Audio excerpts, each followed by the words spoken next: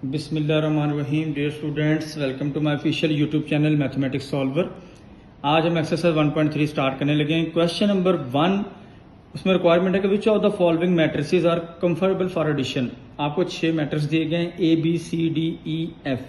हमने इनमें से पेयर बना के बताना है कि कौन कौन से दो मैट्रिसेस जो हैं वो एडिशन के लिए क्वालिफाई कर रहे हैं। तो अब यहाँ हम देखते हैं, पहले मैट्रिक्स ए है, उसका ऑर्डर है 2/2, इसमें 2 रोज हैं 2 कॉलम्स हैं। इसी तरह जो ई मैट्रिक्स है उसके अंदर भी 2 रोज और 2 कॉलम्स हैं। तो आप ए और ई को हम ऐड कर सकते हैं। नेक्स्ट पेयर में बी और डी को अगर हम देखते हैं तो बी का ऑर्डर है 2 रोज और 1 कॉलम है, डी में भी 2 रोज और 1 कॉलम है, बी और डी का ऑर्डर भी सेम है। तो इस तरह बी और डी की एडिशन भी पॉसिबल है। नेक्स्ट जो पेयर है सी और एफ का, उसमें अगर हम देखें सी में 2 रोज हैं और 3 कॉलम्स हैं। इसी तरह एफ में भी 3 रोज हैं और 2 कॉलम्स हैं। सी का ऑर्डर 3/2 है, एफ का ऑर्डर भी 3/2 है। तो order of C is equal to order of F है। सो सी एंड एफ को भी हम ऐड कर सकते हैं। अच्छा स्टूडेंट्स, अब हम क्वेश्चन नंबर 2 स्टार्ट करते हैं। क्वेश्चन नंबर 2 के अंदर आपसे एडिटिव इनवर्स रिक्वायर किया गया है। उसकी स्टेटमेंट है find the additive inverse of the following matrices. तो मैंने पहले लिख दिया, आमने सामने मैट्रिक्स लिखा और उसका इनवर्स लिखा गया। तो हेडिंग मैंने दे दी ऊपर। जो क्वेश्चन में गिवन मैट्रिसेस हैं A B C D E F, और उनको जो एडिटिव इनवर्स होंगे उनको -A, -B, -C, -D, -E और -F से रिप्रेजेंट करेंगे। तो यहाँ पे जो हमने लास्ट लेक्चर में एडिटिव इनवर्स का कॉन्सेप्ट सीखा था कि अगर ए आपको दिया गया, उसका जो एडिटिव इनवर्स होगा वो एक ऐसा मैट्रिक्स होगा जिसको जब हम ए मैट्रिक्स के अंदर ऐड करेंगे तो आंसर नल मैट्रिक्स आएगा। और ये मैट्रिक्स हम सिंपली ए मैट्रिक्स के साइन को चेंज करके हासिल कर सकते हैं। फॉर एग्जांपल यहाँ पे ए आपको दिया गया, उसके एलिमेंट्स हैं 2, 4, -2 और 1। इसका जो एडिटिव इनवर्स होगा उसको -a से रिप्रेजेंट करेंगे और वो एक ऐसा मैट्रिक्स होगा जिसके एलिमेंट्स के साइन ए के साइंस के अपोजिट होंगे। यानी ए के अंदर यहाँ पे जो 2 है वहाँ पे -a के अंदर वहाँ पे -2 होगा। यानी आपने माइनस को ए के तमाम एलिमेंट्स के साथ मल्टीप्लाई कर देना है। तो जो नेगेटिव हैं वो पॉजिटिव हो जाएंगे एलिमेंट्स, जो एलिमेंट्स पॉजिटिव हैं वो नेगेटिव हो जाएंगे। इसी तरह हमने बी मैट्रिक्स के अंदर भी यही किया है कि बी का जो एडिटिव इनवर्स होगा वो -b होगा। तो उन एलिमेंट्स के भी साइन चेंज कर दिए कि लाइक 1 पॉजिटिव था तो वो नेगेटिव में आ जाएगा, 0 तो न्यूट्रल होता है वो न्यूट्रल ही लेगा, -1 नेगेटिव था उसको पॉजिटिव कर दिया गया, 2 पॉजिटिव है उसको आपने नेगेटिव कर दिया, -1 नेगेटिव है उसको पॉजिटिव कर दिया। सारे एलिमेंट्स के इस तरह साइन चेंज कर लिए। इसमें ऑर्डर तब्दील नहीं होगा। जब हम एडिटिव इनवर्स लेते हैं तो सिर्फ साइन चेंज होते हैं, ऑर्डर चेंज नहीं होता। तो ऑर्डर सेम ही रहता है। सी का जो एडिटिव इनवर्स होगा उसको -c से रिप्रेजेंट करेंगे। उसमें 4 जहाँ पॉजिटिव था वो नेगेटिव हो जाएगा और -2 जो नेगेटिव नंबर था वो पॉजिटिव हो जाएगा। इस तरह डी में भी यही कॉन्सेप्ट हमने यूज़ किया है कि डी का जो एडिटिव इनवर्स होगा उसको -d से रिप्रेजेंट करेंगे और डी के एलिमेंट्स के साइन चेंज करके लिख देंगे तो वो एडिटिव इनवर्स बन जाएगा। जहाँ पॉजिटिव नंबर थे वो नेगेटिव हो जाएंगे, जो नेगेटिव थे वो पॉजिटिव हो जाएंगे। ई में भी यही है कि आपने इसके एडिटिव इनवर्स को -e से रिप्रेजेंट करना है और अंदर जो एलिमेंट्स हैं उनके साइन चेंज कर देने। 0 के साइन को 0 चूंकि ना पॉजिटिव होता है ना नेगेटिव होता है, इसलिए इसके साथ कोई साइन नहीं आएगा। एफ जो है वो बेशक यहाँ पे 3 जो है ये स्क्वायर रूट के अंदर आ रहा है, 2 भी स्क्वायर रूट के अंदर आ रहा है, तो उससे हमें कोई फर्क नहीं पड़ता। हम ये पॉजिटिव नंबर है तो हमने जब इसका एडिटिव इनवर्स लेना है तो हमने स्क्वायर रूट 3 के साथ भी माइनस लगा देना और स्क्वायर रूट 2 के साथ भी माइनस लगा देना। इसी तरह -1 +1 बन जाएगा और +1 -1 बन जाएगा। क्वेश्चन बुक बड़ा सिंपल है। तो अगर मैं एक सेंटेंस में इसके आपको एक्सप्लेन कर दूं तो एडिटिव इनवर्स के लिए हम क्या करते हैं, जो आपको मैट्रिक्स दिया होता है उसके अंदर जो एलिमेंट्स होते हैं उनके हम साइन चेंज कर देते हैं। पॉजिटिव नंबर्स को नेगेटिव बना लेते हैं, नेगेटिव नंबर्स को पॉजिटिव बना देते हैं। अच्छा तो स्टूडेंट्स, अब हम क्वेश्चन नंबर 3 स्टार्ट करते हैं। इसमें आपको A B C D 4 different matrices given है। तो फर्स्ट पार्ट के अंदर आपने ए मैट्रिक्स के अंदर एक 2/2 ऑर्डर का मैट्रिक्स ऐड करना है जो जिसके एलिमेंट्स 1 1 1 1 है। तो यहाँ चूंकि ए मैट्रिक्स और जो आपको गिवन मैट्रिक्स है जिसके तमाम एलिमेंट्स 1 1 1 1 है, इसको आपने जब इसमें ऐड करना है तो वो एडिशन की कंडीशन को क्वालिफाई कर रहे हैं, क्योंकि इस मैट्रिक्स का ऑर्डर भी 2/2 है और ए का ऑर्डर भी 2/2 है। हमने क्या करना है कि हमने ए मैट्रिक्स की जगह पे उस मैट्रिक्स के जो एलिमेंट्स हैं वो पुट कर देने।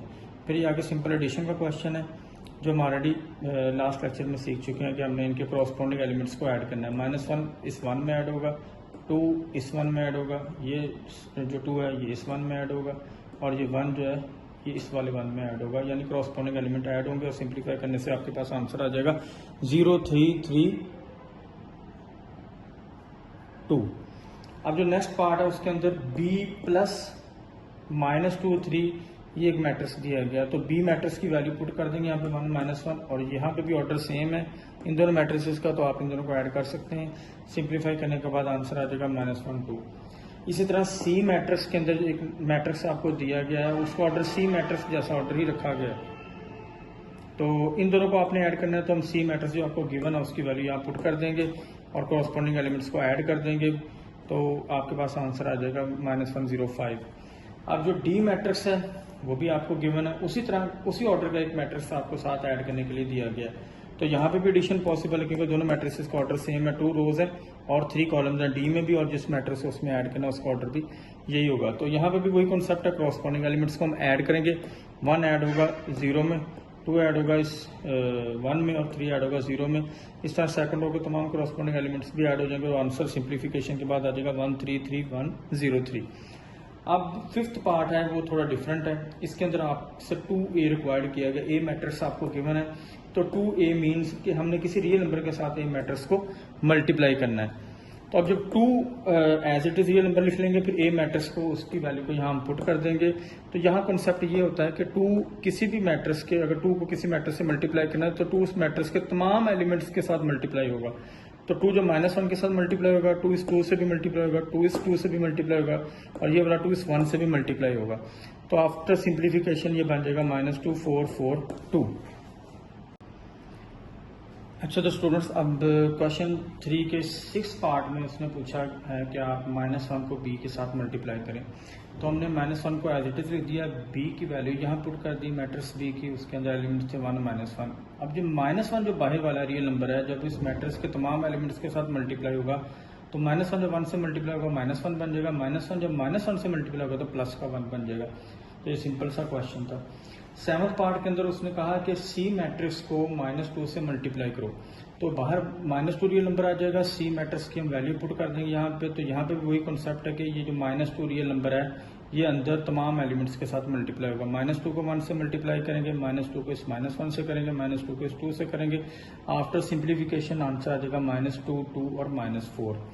इसी तरह हमने 8th पार्ट के अंदर 3d आपसे रिक्वायर किया गया, तो यहाँ हम डी मैट्रिक्स की वैल्यू पुट कर देंगे। रियल नंबर बाहर 3 है, 3 इस डी मैट्रिक्स के तमाम एलिमेंट के साथ जब मल्टीप्लाई होगा, तो फॉर एग्जांपल 3 को 1 से मल्टीप्लाई करेंगे, 3 को 2 से करेंगे, 3 को 3 से करेंगे, 3 को इस -1 से करेंगे, 3 को 0 से करेंगे, और 3 को 2 से जब मल्टीप्लाई करेंगे तो आंसर आ जाएगा 3 6 9 -3 0 6।